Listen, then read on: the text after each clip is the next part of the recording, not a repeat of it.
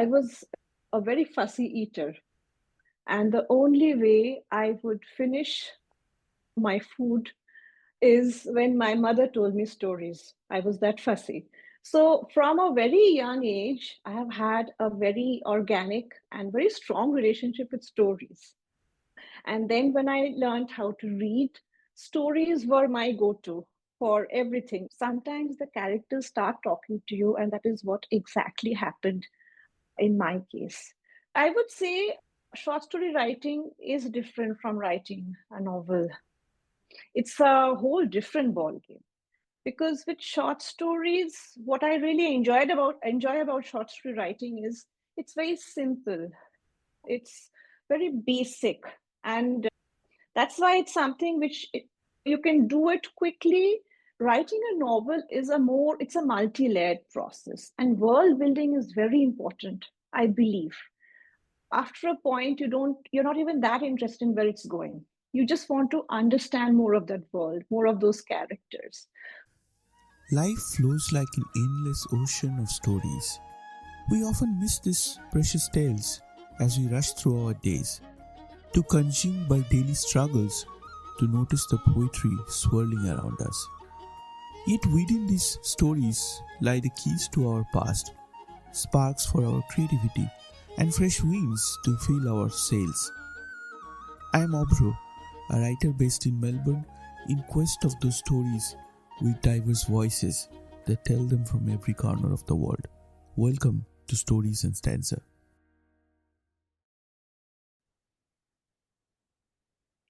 Hi Shreya, welcome to Stories and Stanza. How are you doing today? I'm good. Thank you so much for having me here. I look forward to talking to you. And this section of Stories and Stanza, I call it In Author's Chair.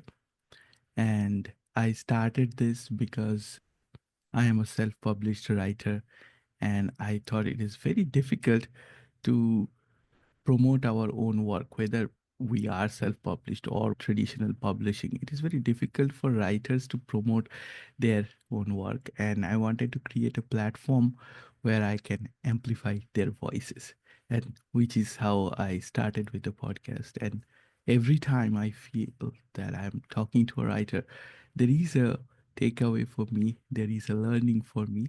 So thank you for taking the time to join this conversation today. For our listeners, could you briefly introduce yourself?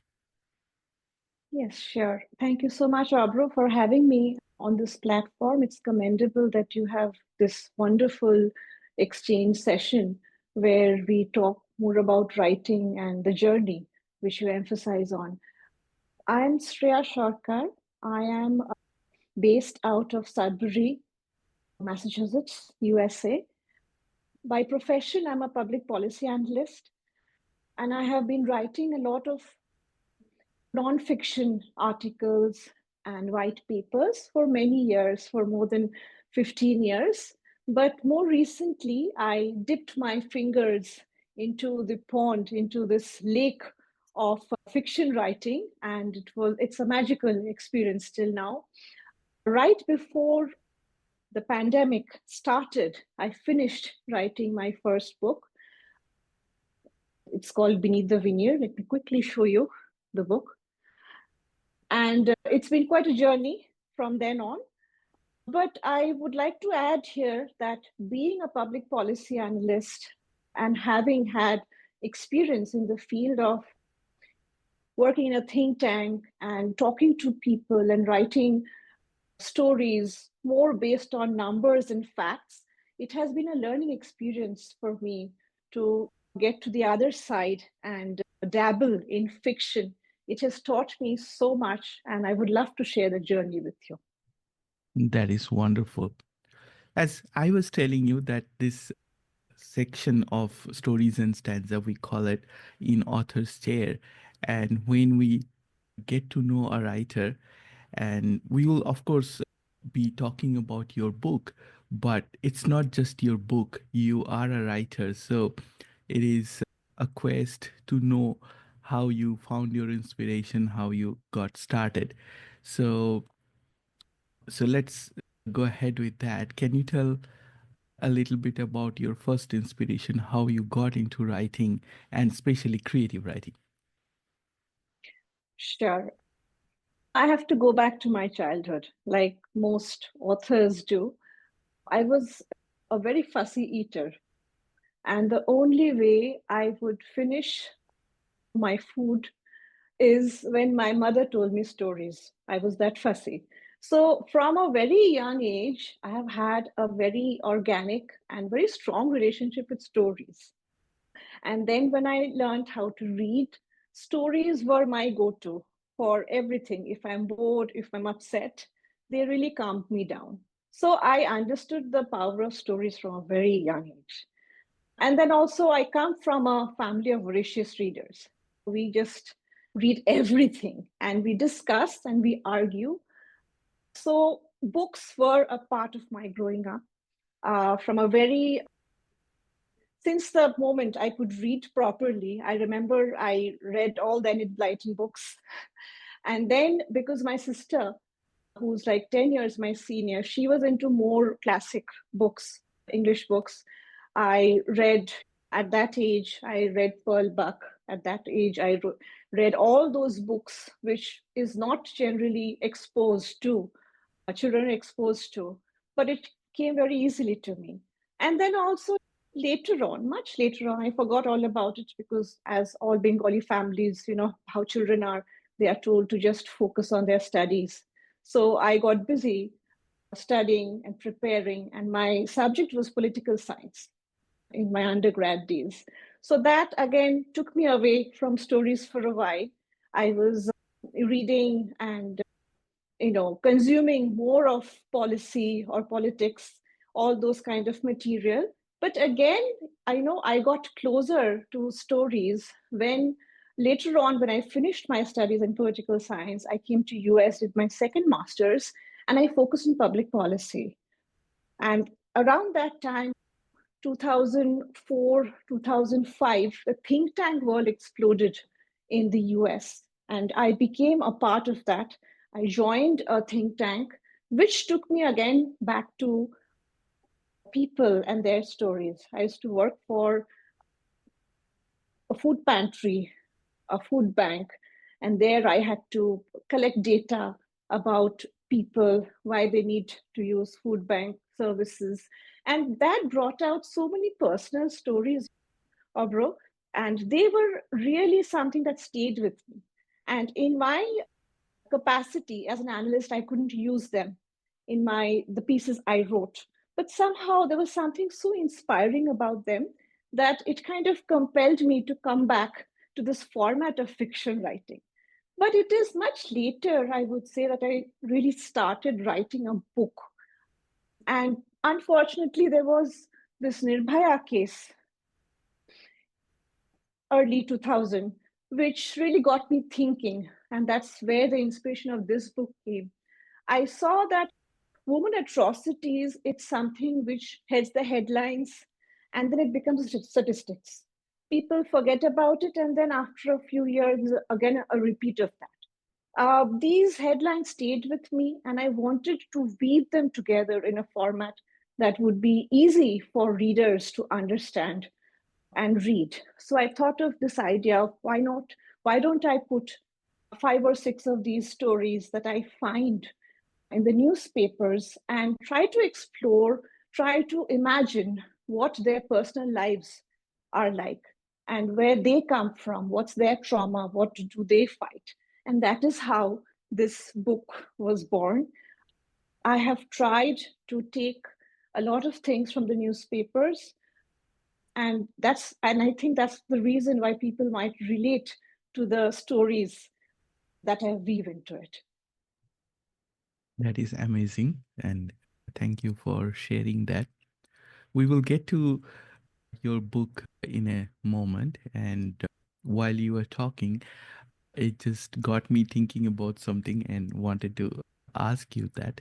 So I have had a similar background that I was a good reader and I wanted to read stories, and I was like fan of classical literature and the language, the way it unfolds.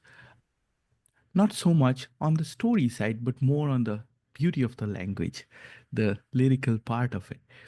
And when I wanted to write something, I realized that I don't have my style. So I had to unlearn the methodical communication to a more lyrical and poetic expressions. So that exercise took me a very long time of unlearning the professional communication and getting into something creative.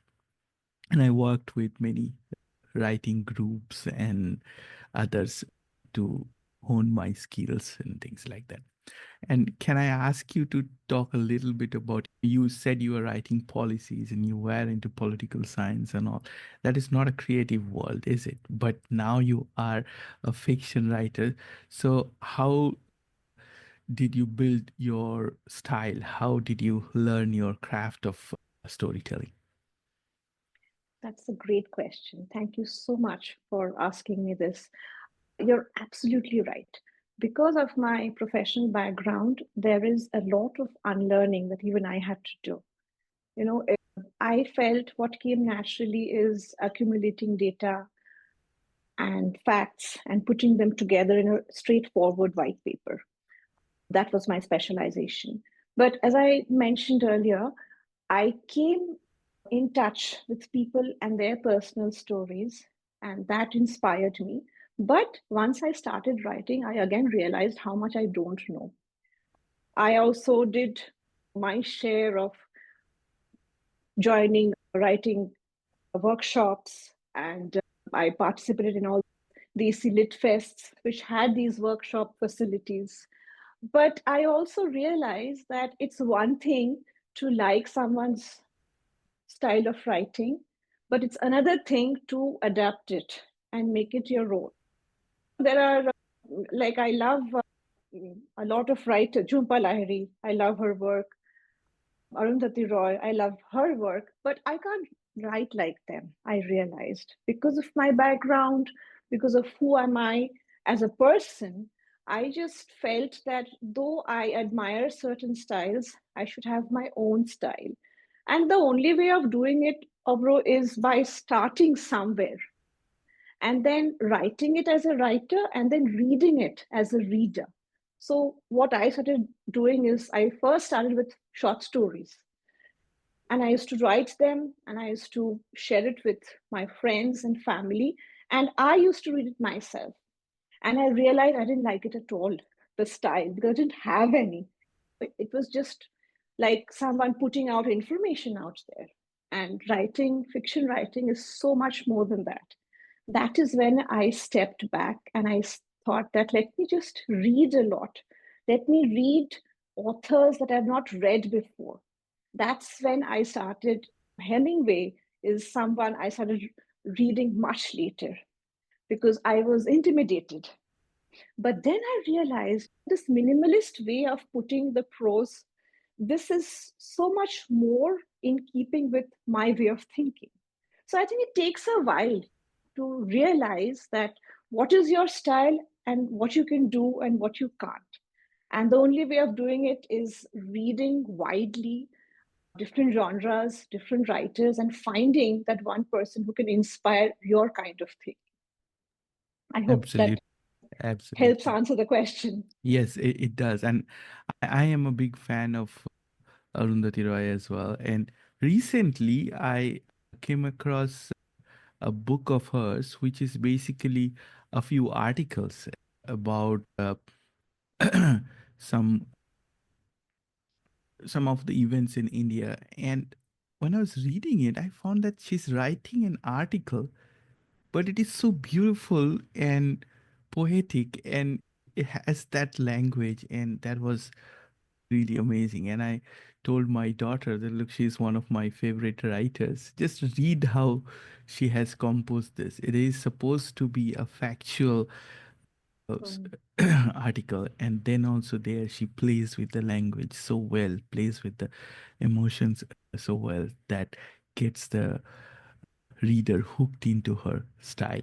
So, which is why I was asking that, of course, finding an inspiration and then learning the craft, it is a very interesting journey.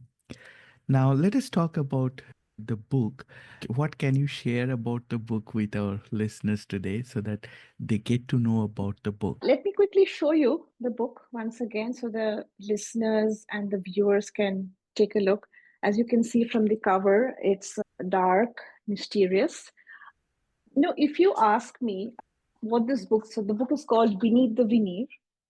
It came out last year. It's in February of this year. It's going to complete 1 year. Alcove Publishers, they brought it out in India last year. And it's been a wonderful journey since then. Now, if you ask me what it is, in a nutshell, I can tell you that it's a racy whodunit with some weighty social and gender struggle references. It is about 6 women who they are coming from different walks of life, and they go to this new town right outside Delhi. It's one of those satellite towns that I'm trying to model it after, like Noida or Gurgaon. And they go in search of safety and to start a fresh chapter. And this Ramvihar is the name of the town. They had advertised that come here because we are going to offer you safety and a new beginning. But soon they realize that beneath that shiny exterior, there is a more sinister thing going on.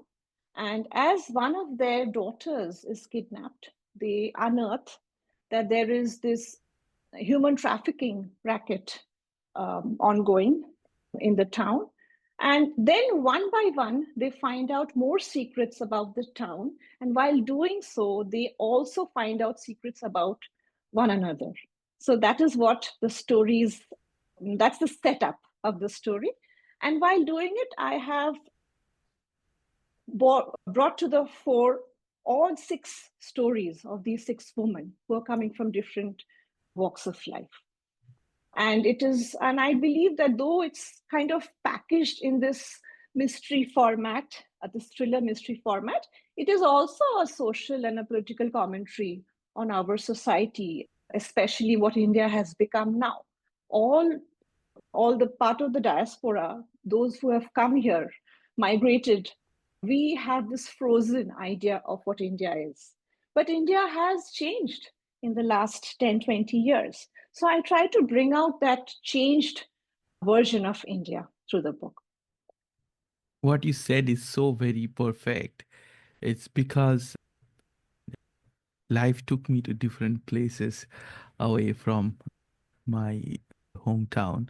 And I was born in one of these satellite towns from Kolkata, and then I just been to different states and then outside India as well. And to my mind, the time and memories they have frozen. That is how India is, but it is continuously evolving and changing. The dynamics are very different.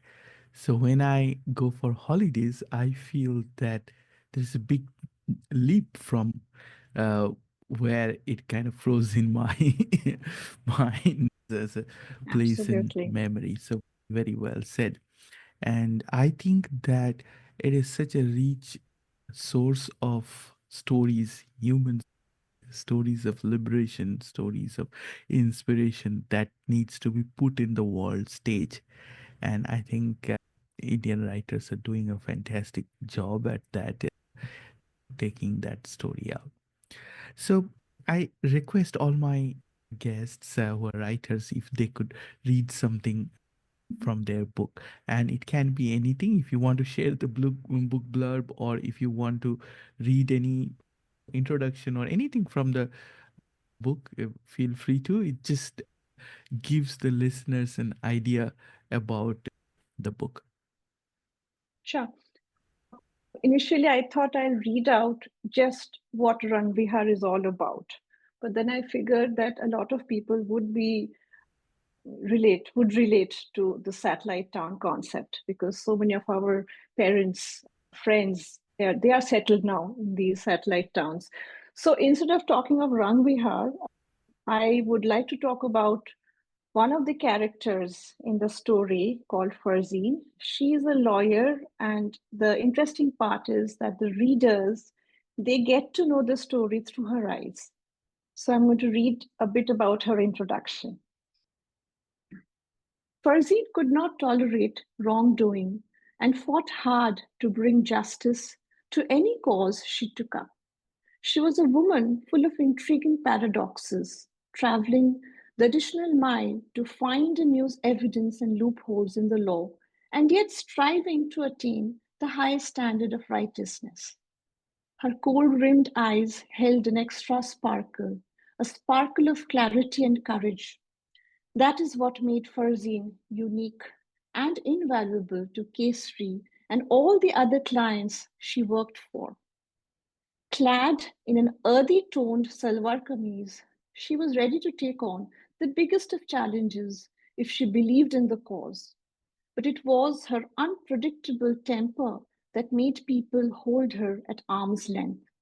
She never felt that she could really become a part of any group's inner circle, perhaps because of her fixation with telling the truth, however blunt or unsavory it might sound.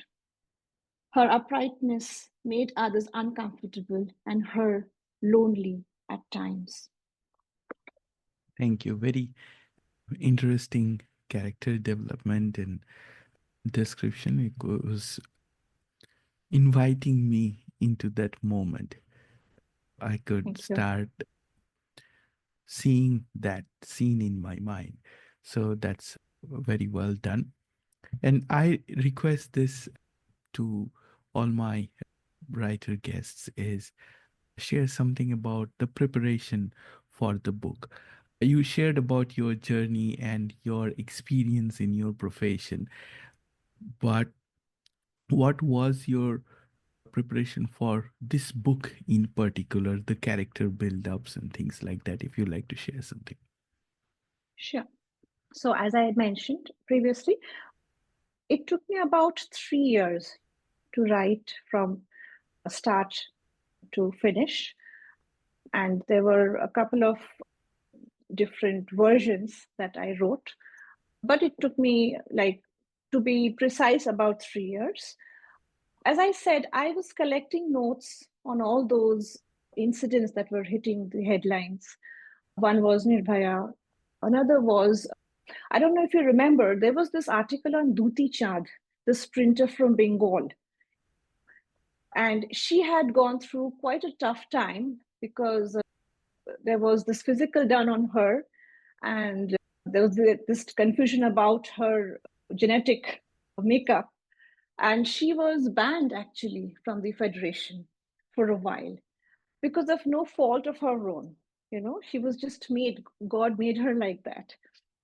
But anyway, because of that confusion, she lost out for a while and she fought a very uphill battle to get back in the federation. So that was another story that stayed with me, that here is this celebrated sports person who has won so many medals for India at the national, international level. And yet something like this happens. And the media that celebrated her previously, they just came back and called her a half man or a she man, and all these derogatory terms they used to defame her. And within just a week, everything that she had built came crashing down. So I felt, while celebrities can have such, suffer such indignity, how is it like personally for them? What kind of journey they go through? So that's another story that came to my mind. But overall, I thought that it was an experiment for me. That let me put these stories together in one place and see how it plays out, especially if I put them in a situation where there's some kind of crisis. So what do they do? What do they pull on? There are some previous traumas, personal traumas they've been through that has shaped them. Will that give them more resilience to fight for each other? So, woman camaraderie is something that I focused on for this particular book. And because it was a thriller mystery kind of a format, for this particular book, I worked on the climax first. And then I worked back on the backstories. And I also worked a bit on the world building, because Rangbihar is one of these satellite towns which looks very shiny, spanking new. But what really happens there? And as you just mentioned, it is the aspiration of Generation Y, Generation X, who are working there, who are young professionals. What is that? What is it that they aspire for? But and who is helping them run their household, because they're out working the whole day in, in their office spaces. So there are maids, there are other people who come to their house, cook their food. So I wanted to create this contrast between these haves and have nots. That there is this very manicured, all these high rise buildings, and right next to it, there is this shanty town, which provides the maids and other workers to work in this high-rise building to support this new generation. So for me, it was a process that was very organic. I brought them together and I placed myself in each and every character's shoes for a while. I tried to live their life, imagine what it could be. And then I just waited with them, and the narration came to me. There was a time when I was finding it difficult to link the climax with all of them, all the characters.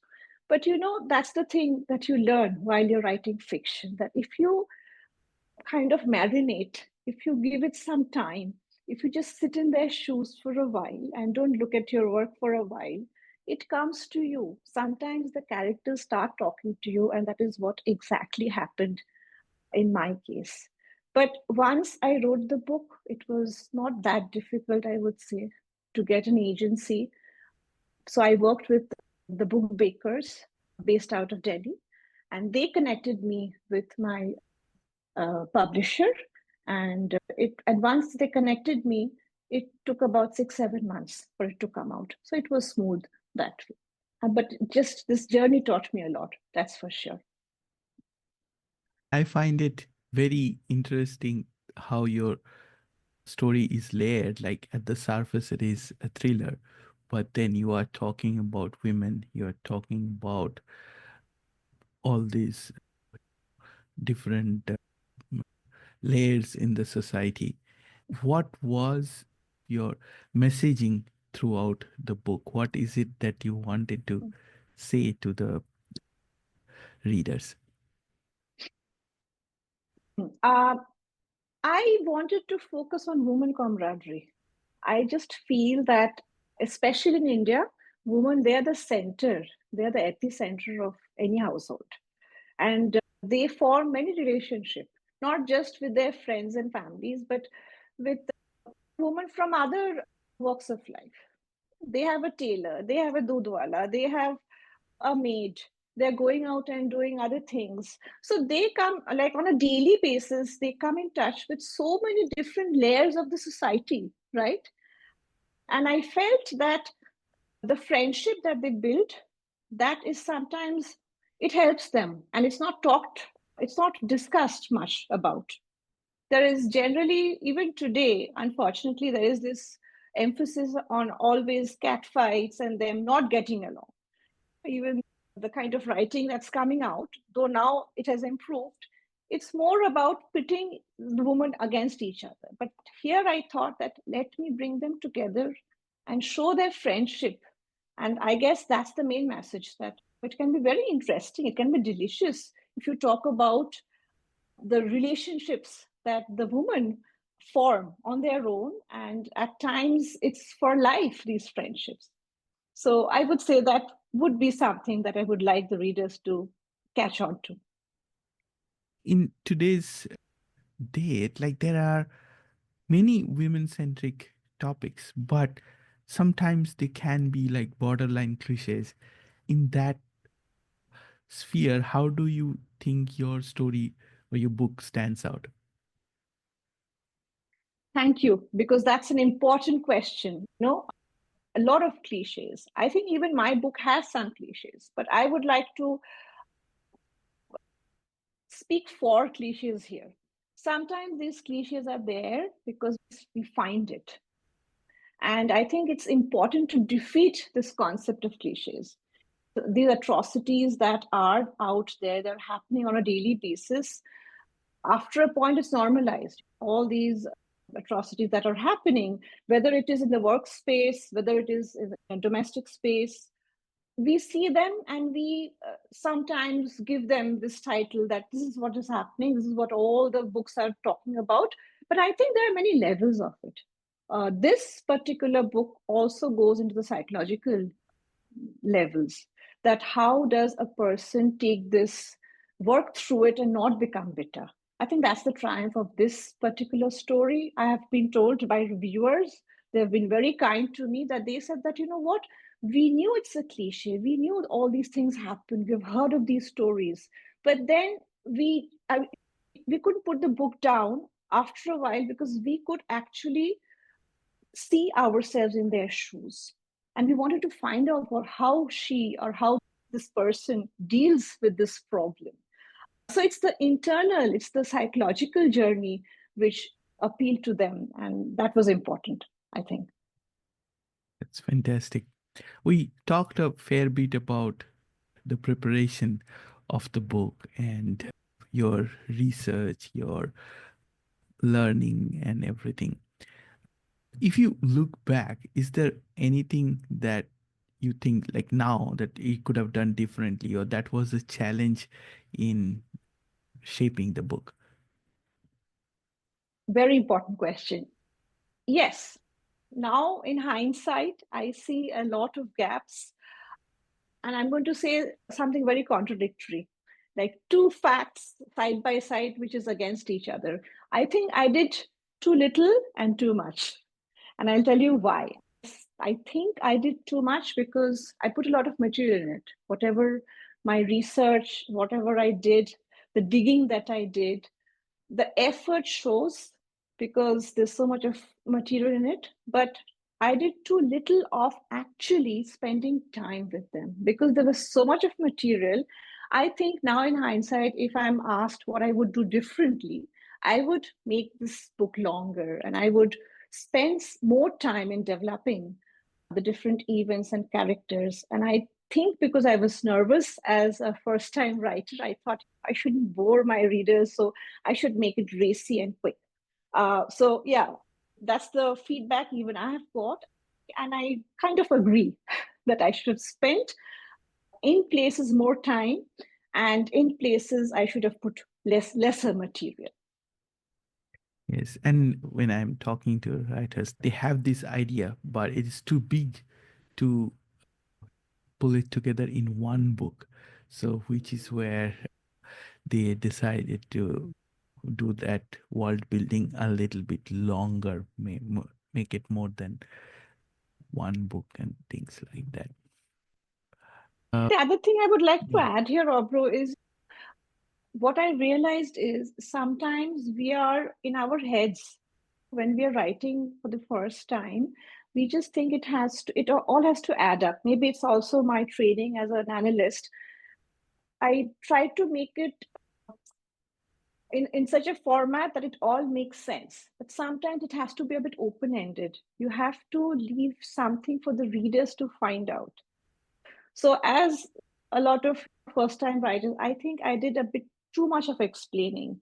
And that intrigue should be something left to the readers. So, yeah, that's one thing I would definitely do differently.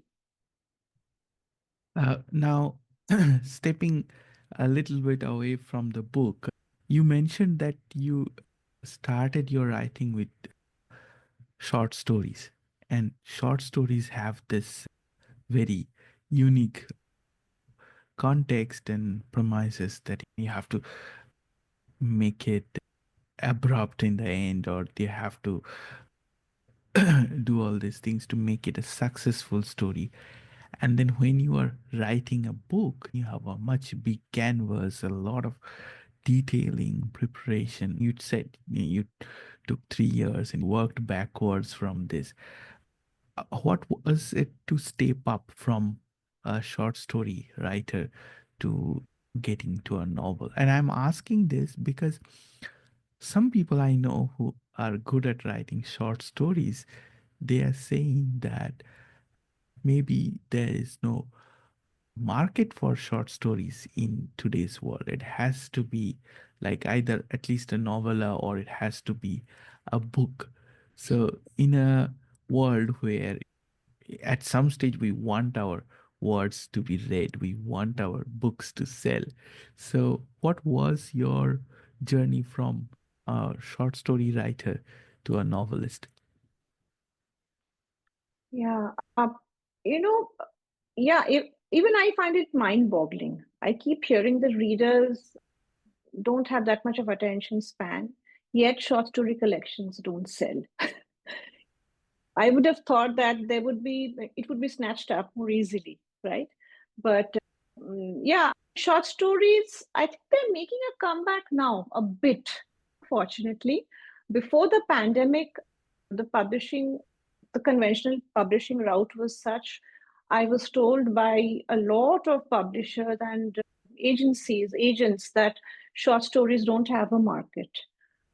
But now I think it's improving a bit. But I would say short story writing is different from writing a novel.